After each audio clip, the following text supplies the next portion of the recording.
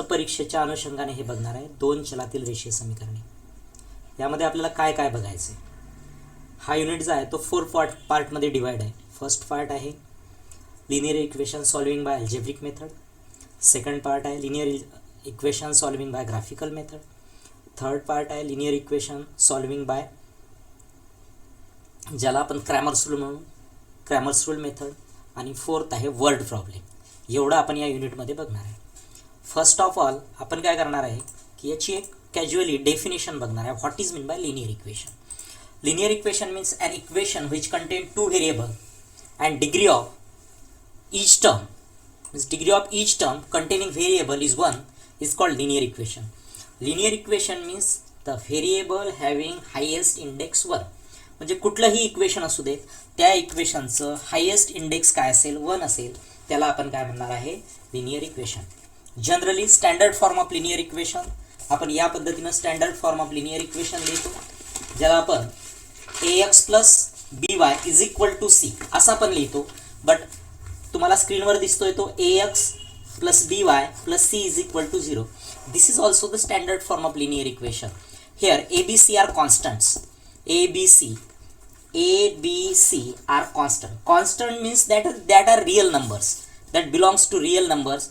If a is equal to 0, then we have linear equation in one variable. If b equal to 0, then we have linear equation also in one variable. But if both the constants are 0, a and b is 0, then equation is meaningless. Therefore, we have to say that a and b are not equal to 0 at the same time. म्हणजे a आणि b दोन्ही एकाच वेळी शून्य असायला नको, तेव्हाच त्याला लिनियर इक्वेशन. आता बघा स्क्रीनवर एक लिनियर इक्वेशन दिसतंय तुम्हाला. 3x is equal to 4y minus 12 means we have to write this equation in the standard form or general form. We write this equation in both the ways, that is ax plus by plus c is equal to 0 or ax plus by is equal to c. आता बघा याला आपल्याला दोनही पद्धतीत लिहायचं आहे. आता आपण पहिल्या पद्धतीत लिहून घेऊया. या पद्धतीने येणार 3x minus 4y plus 12 is equal to 0 or येणार 3x minus 4y is equal to minus 12. ही अगदी सोपी उदाहरण आहे. त्यानंतर दुसरं इक्वेशन आहे minus 2y is equal to 3x minus 5. Write the following quadratic equation. Write the following linear equation in standard form. हे सुद्धा आपल्याला स्टँडर्ड फॉर्म मध्ये लिहायचं आहे. स्टँडर्ड फॉर्म मध्ये लिहिण्यासाठी आपण सोपं आपल्याला जे वाटते ते आपण करणार आहे. इथं लिहिताना आपण 3x प्लस हा जो 2y आहे हा पलीकडे घेऊन जाणार आहे. 2y आपण इकडे घेऊन जाणार आहे आणि 5 ला इकडे नेणार आहे. म्हणजे या पद्धतीनं हे इक्वेशन आपण बनवणार आहे. तर equation 3x plus 2y plus 5 is equal to 0 और 3x plus 2y is equal to minus 5. आता बघा हे तर झालं स्टँडर्ड फॉर्म मध्ये इक्वेशन लिहायचं.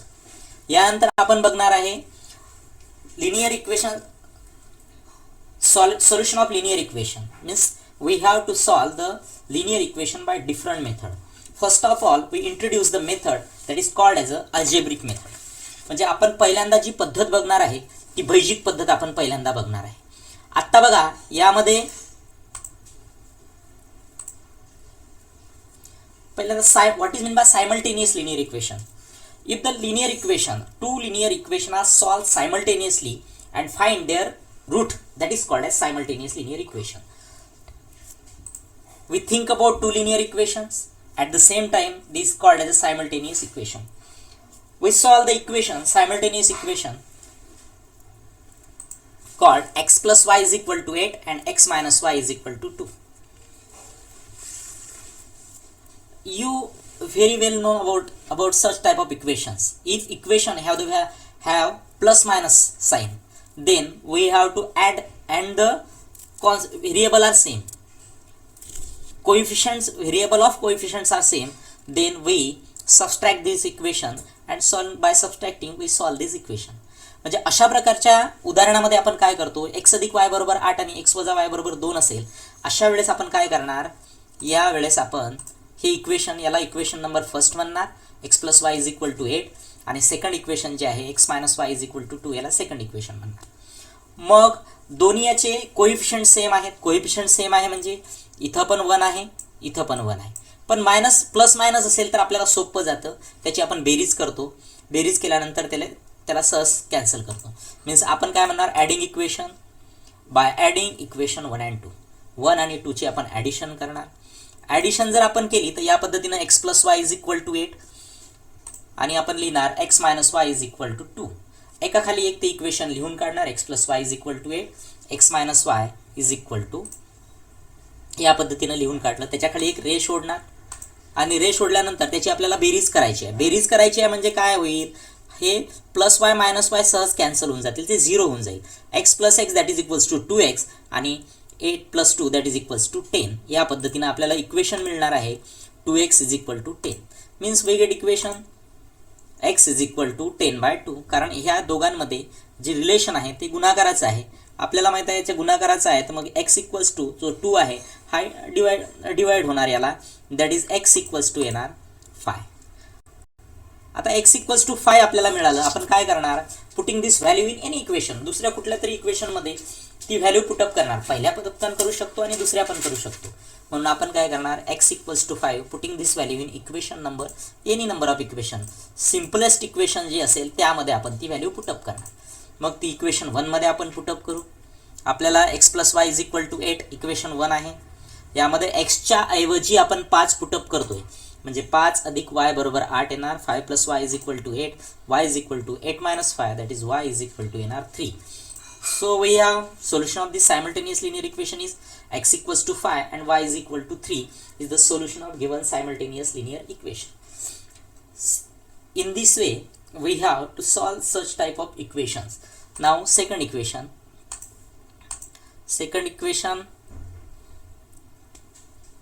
solve the following simultaneous equation. x + y = 9, x - y = 1. हे सुद्धा एकदम सिंपल इक्वेशन आहे, त्या पद्धतीचंच आहे. याच्यात सुद्धा बेरीजच करावी लागेल. Here we introduce x + y = 9, first equation, x - y = 1, second equation. Now by adding equation 1 and 2, x + y = 9, x - y = 1, that is adding this equation, this y cancel with y, x + x that is equals to 2x and 9 + 1 that is equals to 10. Therefore we get 2x = 10, then x = 10/2 that is equals to x = 5. Therefore put x = 5 in equation 1, that is 5 + y = 9, that is y = 9 - 5, y = 4. Then we have x = 5 and y = 4 is the solution of given simultaneous equation. या पद्धतीनं आपल्याला ही उदाहरणं सोडवायची. ही तर सारी सोपी उदाहरणं. त्यानंतर आपण यापेक्षा काहीतरी वेगळी उदाहरणं बघू की जी उदाहरणं आपल्याला जरा थोडीफार चॅलेंजिंग असतील किंवा त्याला कोइफिशियंट्स असणार, म्हणजे सेम कोइफिशियंट असणार नाही, ते आपल्याला सेम करावे लागतील. या पद्धतीची काही उदाहरणं आपण बघूया. जसं आता एक उदाहरण दिलेलं आहे,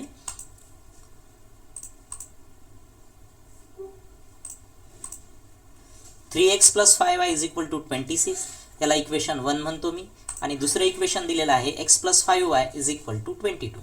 इथं पण आपल्याला कोइफिशियंट सहजासहजी सेम दिसतात. आपल्याला y चे कोइफिशियंट इथं सेम दिसतात, म्हणजे आपल्याला पण साइन प्लस प्लस आहे, साइन सेम असेल आणि कोइफिशियंट सेम असेल त्यावेळेस तुम्ही सबस्ट्रॅक्शन करायची. ते विचार करायचा नाही काय आहे ते. कोइफिशियंट सेम असतील आणि त्याच्या व्हेरिएबलचे कोइफिशियंट सेम असतील आणि साइन सेम असतील त्यावेळेस आपण सबस्ट्रॅक्शन करणार आहोत. सबस्ट्रॅक्शन करत असताना मोठ्या इक्वेशनमधून, म्हणजे ज्याचा x कोऑर्डिनेट x कोइफिशियंट मोठा आहे त्याला आपण मोठं इक्वेशन म्हणू आणि त्यामधून ते सबस्ट्रॅक्ट करू. या पद्धतीनं आपण सबस्ट्रॅक्टिंग इक्वेशन सेकंड फ्रॉम 1, या पद्धतीनं सेकंड इक्वेशनमधून 1 मधून आपण सेकंड सबस्ट्रॅक्ट करतो. या पद्धतीनं, कारण इक्वेशन सबस्ट्रॅक्शन जेव्हा करतो तेव्हा आपण साइन बदलतो, हे करतो त्याचं साइन मायनस येणार आहे. या पद्धतीनं 2x, कारण 3x - x that is equals to 2x, 5 - 5 आहे, हेच 0च होणार आहे मध्ये. आणि 26 - 22 that is equals to 4. So we get equation 2x = 4, that is x = 4/2. 4/2 means 1, that is x = 2. By putting this value in any equation, कुठल्याही इक्वेशनमध्ये ही value आपण जर पुटअप केली तर व्हॅल्यू पुटअप केल्यानंतर आपल्याला या पद्धतीनं इक्वेशन मिळणार आहे x + 5y = 22. एक्सची व्हॅल्यू येणार 2 + 5y = 22. हा 2 जो आहे आपण पलीकडे घेऊन जाणार आहे, म्हणजे 2 जो आहे तो इकडे आणणार आहे, तो -2 होणार आहे. म्हणजे या पद्धतीनं आपल्याला इक्वेशन मिळणार आहे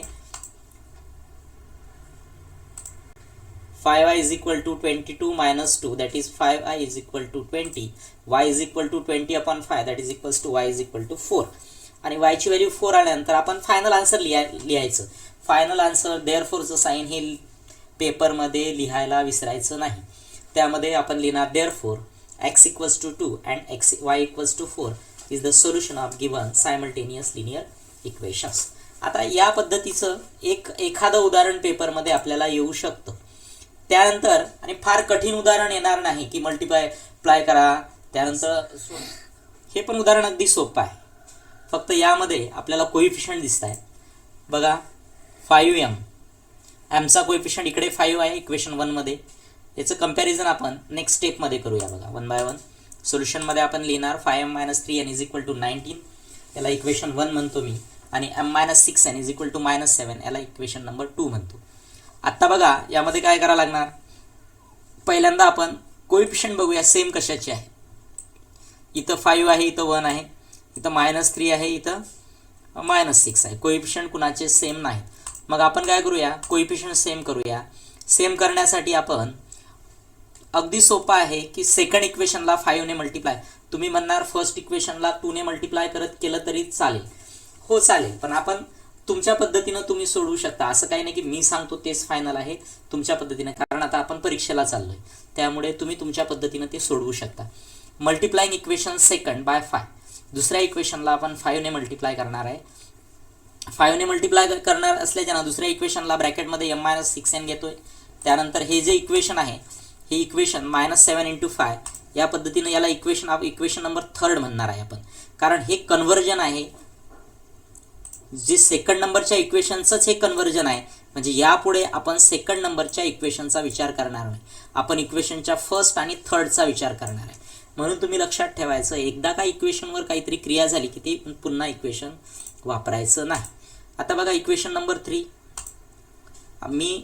माझी एक पद्धत आहे, मी ते 2 इक्वेशन एकाखाली एक लिहून काढतो ज्यांचा आपल्याला विचार करायचा आहे.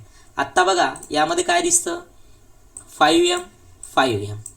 मग कोइफिशियंट mचे कोइफिशियंट सेम आले आणि साईन पण बघा प्लस दोघांचं साईन पण सेम आहे. साईन सेम असेल तर आपण सबस्ट्रॅक्शन करतो. कुठल्या तरी एका इक्वेशनमधून कुठलं तरी एक इक्वेशन सबस्ट्रॅक्ट करायचं, म्हणजे आपल्याला एका व्हेरिएबलची व्हॅल्यू मिळून जाईल. म्हणजे या पद्धतीनं आपण म्हणणार सबस्ट्रॅक्टिंग इक्वेशन 1 from 3. एक सबस्ट्रॅक्ट करतोय 3 मधून, जसं आहे तसंच त्या पद्धतीनं सबस्ट्रॅक्ट करतोय. सबस्ट्रॅक्ट केल्यानंतर साईन फक्त चेंज होतात, एवढं लक्षात ठेवायचं. 5m - 3n = 19, 5m - 30n = 35. आणि या पद्धतीनं आपण साईन, कारण इथं प्लस आहे तर मायनस झालं, इथं मायनस आहे तर इथं प्लस झालं. आता बघा याचं, कारण हे सबस्ट्रॅक्ट करतो, याचं मायनस साईन नव्हतं, हे मी इथं घ्यायला नको होतं minus sign. Minus sign generally हे इथं आलं आहे त्याचं ऑलरेडी. याला मायनस साईन नाही, हे मायनस आहे. म्हणजे 5 - 5 दॅट इज इक्वल्स टू 0 आणि -3 + 30 आणि -3 + 30 हे प्लस आहे, एवढं तुम्ही लक्षात ठेवायचं. आणि त्यामुळे 27n = 54. That is, we know that n is equal to 54/27, that is n is equal to 2. Now we have to put n is equal to any equation. n is equal to 2 कुठल्याही 3 पैकी एका equation मध्ये put up करा, तुम्हाला m ची value मिळणार. Put n equals to 2 in equation second, we get m - 6n is equal to -7. Second मध्ये put up केल्यानंतर 6 × 2 दॅट इज इक्वल्स टू येणार 12. m - 12 is equal to -7. Therefore we get m is equal to 12 - 7 that is equals to m is equal to 5. Therefore m is equal to 5 and n is equal to 2 is the solution of given simultaneous linear equation. म्हणजे जे इथं 3 दिसतो, इथं 4 दिसतो. सहज एक काम करायचं, जो काही डिनॉमिनेटरमध्ये नंबर आहे त्याने बोथ साईडला मल्टिप्लाय करून टाकायचं, म्हणजे आपल्याला इक्वेशन मिळून जातील. म्हणजे इक्वेशन आपल्याला या पद्धतीनं मिळतील बघा. 1/3 x plus Y is equal to 10/3 याला इक्वेशन नंबर 1 म्हणूया आपण. 2x plus 1/4 into Y is equal to 11/4 याला इक्वेशन नंबर 2 म्हणू. त्यानंतर multiplying equation 1/3 on both side, कारण डिनॉमिनेटरमध्ये जी संख्या आहे त्याला मल्टिप्लाय केलं की ते आपल्याला एका रेषेत एक समीकरण मिळणार, एका ओळीत मिळणार आहे, ज्याचं रॅशनलायझेशन 1 झालेलं असेल, ज्याला डिनॉमिनेटर 1 असेल आणि ते आपल्याला दिसताना सरळ दिसणार. मग या पद्धतीनं आपण जर मल्टिप्लाय केलं तर 3ला कॅन्सल होणार, या पद्धतीनं ते येणार आहे. हा 3 या 3 सोबत कॅन्सल होणार आणि हाच 3 या वायला मल्टिप्लिकेशनमध्ये जाणार, 3y होणार हा, आणि हा 3 या 3 सोबत कॅन्सल होणार. म्हणजे आपल्याला दिसताना इक्वेशन या पद्धतीनं दिसणार आहे, x plus 3y is equal to 10. आणि मग multiplying equation second by 4 on both side, 4ला मी बोथ साईडने मल्टिप्लाय करतो, हे 8x आणि हे होणार 1y इज इक्वल टू 11. या पद्धतीनं आपल्याला हे इक्वेशन नंबर 4 मिळणार. आत्ता आपल्याला विचार करायचा इक्वेशन नंबर 3 आणि 4चा. आपला 1, 2चा आपण विचार करणार नाही, कारण आपल्याला सोडवायची ती उदाहरणं आहेत, ती शेवटची 2 उदाहरणं आहेत, म्हणून ती मी 2 एकाखाली एक लिहून काढतो. या पद्धतीनं ती 2x plus 3y is equal to 10 equation number 3 आहे, आणि 8x plus y is equal to 11 हे इक्वेशन नंबर 4 आहे. आता बघा, अगदी त्याच पद्धतीनं आपल्याला पहिल्यांदा काय करायचं आहे, ते याचे कोइफिशियंट सेम करायचे. आता बघा, याचे कोइफिशियंट सेम करायचे. कोइफिशियंट इथं बघा, इथं 8 असता तर सहज सॉल्व करता येते, किंवा इथं 3 गेला तर, म्हणजे इक्वेशन 4ला जर 3ने मल्टिप्लाय केलं तर इथं हे वायचे कोइफिशियंट सेम होतील, आणि इक्वेशन 1ला जर 8ने मल्टिप्लाय केलं तर एक्सचे कोइफिशियंट सेम होतील. मग आपण जो सोपा मार्ग आहे तो बघूया. मल्टिप्लाइंग इक्वेशन 4/3, चौथ्याला 3ने मल्टिप्लाय करू, ते अगदी सोपं जाणार आपल्याला. इक्वेशन येणार आहे 24x plus 3y is equal to 33. याला इक्वेशन नंबर आपण 5th म्हणूया. आता आपण इक्वेशन नंबर जे काही आपल्या पुढे हे चौथा आहे याचा विचार करणार नाही. आता आपण तिसऱ्याचा आणि 5व्याचा विचार करणार आहे. मग ते एकाखाली एक लिहिणार आहे. x plus 3y is equal to 10, म्हणजेच सबस्ट्रॅक्टिंग इक्वेशन. आता कारण प्लस प्लस आहे तर ती मायनस करणार आहे, आपण वजाबाकी करणार आहे. सबस्ट्रॅक्टिंग इक्वेशन 4 फ्रॉम 5, 5मधून 4 सबस्ट्रॅक्ट करतो. या पद्धतीनं आपल्याला इक्वेशन मिळणार आहे. सबस्ट्रॅक्शनचे साईन बदलणार आहे. 24 minus 1x that is equals to 23, आणि हे 3 कॅन्सल होईल 3, आणि 33 आणि मायनस 10 ते सुद्धा 23 होणार. 23 is equal to x is equal to 23. म्हणजे या पद्धतीनं आपल्याला x is equal to 1. Now we have put x equals to 1 in any equation. कुठल्याही एका इक्वेशनमध्ये x इक्वल्स टू 1 पुटअप केलं तुम्हाला y ची व्हॅल्यू मिळून जाईल. x plus 3y is equal to 10 आपण 3rd इक्वेशनमध्ये पुटअप केलं, कारण ते सोपं आहे. त्यामध्ये 1 plus 3y is equal to 10, 3y is equal to 10 minus 1 that is equals to 3y is equal to 9.